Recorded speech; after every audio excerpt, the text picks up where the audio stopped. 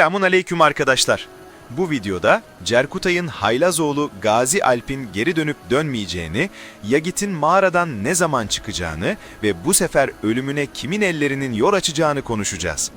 Orhan ve Asporca'nın evliliğinden sonra Nilüfer karakteri geri plana atılacak mı? Dursun'dan da bahsedeceğiz. Orhan Bey'in gizli planının ne olduğunu anlatacağız. Şahin Şah'ın trajik ölümü nasıl gerçekleşecek? Aynı zamanda Everanos ve Fatıma'dan da bahsedeceğiz. Düğünleri ne zaman gösterilecek? Bu diziye şan getirecek tarihi şahsiyetlerden de bahsedeceğiz.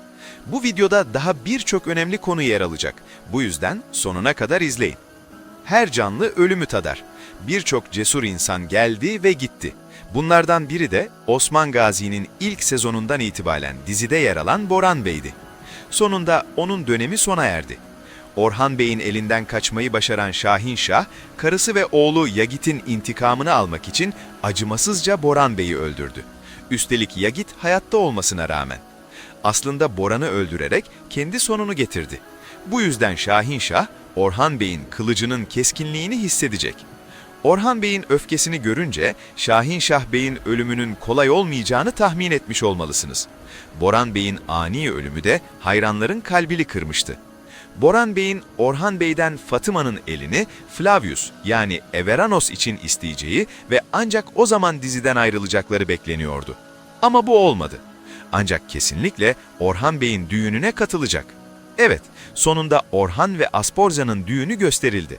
Murat Evvel'in doğumundan sonra Nilüfer ve Asporca arasındaki buzlar erimiş ve ikisi de iyi anlaşmışlardı. Ancak Orhan ve Asporca'nın düğünü Nilüfer'in kalbini bir kez daha kırdı. Ve bu kaçınılmazdı. Nilüfer Hatun, Orhan Bey'in ilk aşkıydı ve zaten bu her dönemde sultan eşlerinin kaderi olmuştur. Bundan önce Bala'da Nilüfer'in şu anda yaşadığı aynı durumu yaşamıştı.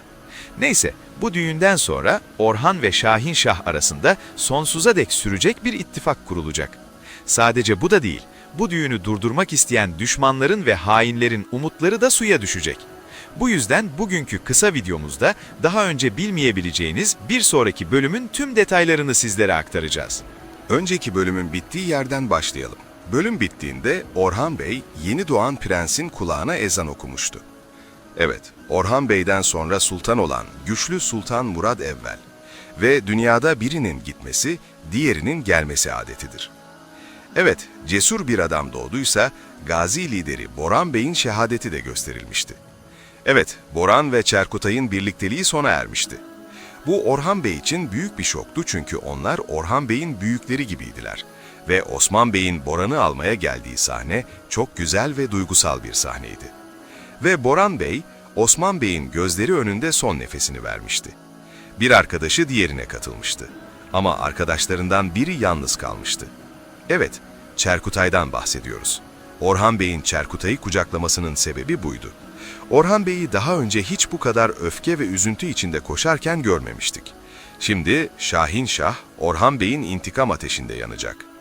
İzleyiciler, bildiğiniz gibi Demirhan ve Şahin Şah'ın Orhan ve Asporca'nın düğününü kanlı bir katliama dönüştürme planı başarısız oldu. Ve bunda en büyük rolü Orhan Bey'e her gizli haberi ileten Dursun Bey oynadı. Ve Orhan Bey buna göre önlem aldı ve Asporca yerine Halime'yi getirdi. Şu anda kimse Dursun'dan şüphelenmiyor. Ancak Şahin Şah'ın Dursun'un yakın arkadaşı olan Doğan vardı. Onun şehit edilmesi bu şüpheyi sona erdirdi. Ancak bu sefer şüphe ve kuşkular Demirhan'ın üzerinde olacak ve Dursun'un sadakatini test etmek için bir tuzak kuracak. Ama ne yazık ki tarihe göre Dursun'un ölümü Demirhan'ın elinden olacağı için aynı şey tekrarlanacak. Ancak tüm bunlar bu kadar çabuk olmayacak. Çünkü bundan önce Dursun ve Halime'nin düğünü gösterilecek. Dursun ve Halime'nin şehitliğinin birlikte gösterilmesi de mümkün. Evet, önümüzdeki günlerde birçok karakter diziden ayrılırken bazı yeni karakterler de diziye katılacak. Ve Kuruluş Osman dizisinden bazı karakterler de geri dönecek. Evet, en çok sorulan soru Cerkutay Bey'in oğlu Gazi Alp'in ne zaman döneceği. Yakında size söyleyeceğiz. İzleyiciler, bildiğiniz gibi Orhan dizisi geldiğinde Osman dizisinden sadece birkaç karakter getirilmişti. Ve şimdi onlardan biri olan Boran Bey de diziden ayrıldı. Bu da Kuruluş Osman izleyicilerinin Orhan dizisine bağlı kalmasının bir nedeniydi. Bu nedenle hayranlar Boran Bey'in yokluğunun giderilmesi için Osman dizisinden eski bir karakterin geri dönmesini talep ediyorlardı. Ve bu sefer bir işaret bulundu. Evet, Boran Bey ve Çerkutay Bey konuşurken Gazi Alp'ten bahsedildi. Birkaç dakika boyunca izleyiciyi heyecanlandıran ve Gazi Alp'in diziye geri döneceği hissini uyandıran bir durum yaşandı. Peki bunun gerçekliği nedir? Yakında size anlatacağız. İzleyiciler, bildiğiniz gibi Bamsi Bey diziden ayrıldığında Çerkutay onun yerini doldurdu. Çünkü ikisi de komik karakterlerdi. Çerkutay'ın oğlu Gazi Alp ise onlardan 4 kat daha öndeydi. Ancak Orhan dizisinde ortadan kayboldu. Ancak şimdi önümüzdeki günlerde Gazi Alp'in geri döneceği ve diziye yeniden eğlence katacağı umudu dile getiriliyor. Ancak genç olarak gösterilecek. Kesinlikle olgun olmayacak çünkü karakteri Çerkutay'ın tarzında gösterilecek. Aslında onları geri getirmenin amacı, Çerkutay Bey diziden ayrıldığında Gazi Alp'in onun yerini doldurması ve tıpkı Bamsi Bey'in daha önce Çerkutay'a devrettiği gibi iki ucu kesik kılıcını Gazi Alp'e devretmesidir. İzleyiciler, eğer Gazi Alp karakteri sizin de favorinizse yorum kutusunda bize bildirin. Şimdi de hikayede bir sürprizle hayatta gösterilen Yağmur Bey'den bahsedelim. Evet, mağarada yaralı halde gösterildi ve bu plan tamamen Yağmur'un kendi planıydı. Planı, herkes onu ölü sandığında aniden ortaya çıkıp Flavius'un yani Everanos'un canını almaktı. Ancak bu olmayacak çünkü Yağmur bu sefer öldürülecek. Tıpkı daha önce Saros'un ölü gösterilmesi ve birkaç bölüm sonra Flavius tarafından öldürülmesi gibi. Şimdi buna benzer bir şey olacak ve Flavius'a atılma girişiminde başarısız olduktan sonra cehenneme ulaşacak. Şahinşah, Yağmur'dan önce ölmese, Yağmur'un ölümünün acısını ikinci kez çekmek zorunda kalacak. Her neyse, hem baba hem de oğul kendi kazdıkları çukura düşecek ve ölümleri trajik olacak. Evet, Orhan Bey, Boran Bey'den intikam alırken gizli emirlerle Şahinşah'ın başını kesecek. Orhan Bey bunun olmasını asla istemedi. Çünkü Şahinşah, Osman Bey'in iyi bir arkadaşıydı. Ancak Şahinşah bu yolu kendi seçtiği için bu son kaçınılmazdı. Şimdi de düğünleri nihayet gösterilen Orhan ve Asporca'dan bahsedelim. Şu anda ikisi de çok mutlu değil. Çünkü bu düğünü bir anlaşma gereği yaptılar. Ancak iki oyuncu daha önce birlikte çalıştığı için bu çiftin çok iyi anlaşacağı umuluyor. Asporca'ya bakılırsa Orhan Bey'in büyüsüne kapılmış gibi görünüyor. Henüz bunu dile getirmemiş olması ayrı bir konu. Ama çok yakında bu aşk ikisinin de dilinde belirecek. Şu anda Asporca ve Nilüfer arasında her şey normale döndü. Ancak evlilikten sonra ilişkilerinin nasıl devam edeceği görülecek. Ve eğer aralarında tekrar anlaşmazlıklar çıkarsa, bu Orhan Bey için büyük bir zorluk olacak.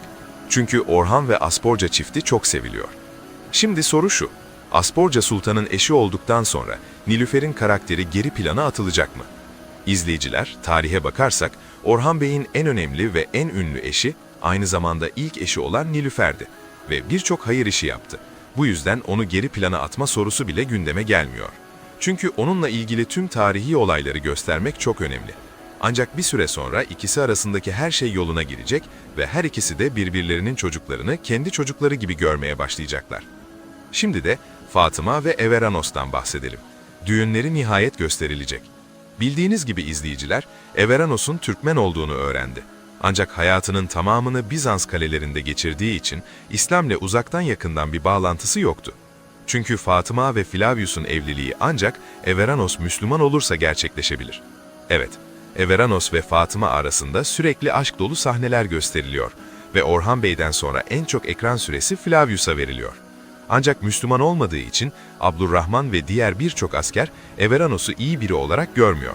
İşte bu yüzden Everanos Müslüman olduktan sonra sadece Fatıma ile evliliği gerçekleşmekle kalmayacak, aynı zamanda Orhan Bey'in askerleri arasında da yüksek bir statüye sahip olacak ve Orhan Bey ona büyük bir mevki verecek.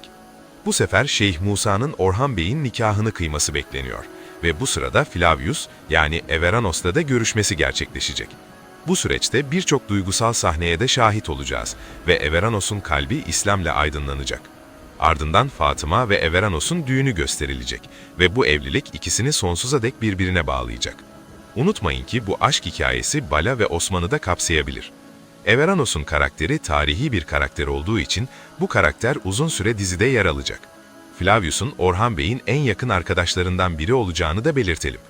Zaman aralığından sonra Everanos'un karakteri gösterildiğinde Fatıma ve Flavius'un çocukları da olacak. Kuruluş Orhan dizisinde Hangi tarihi karakteri görmek istersiniz? Yorumlarda bize bildirin.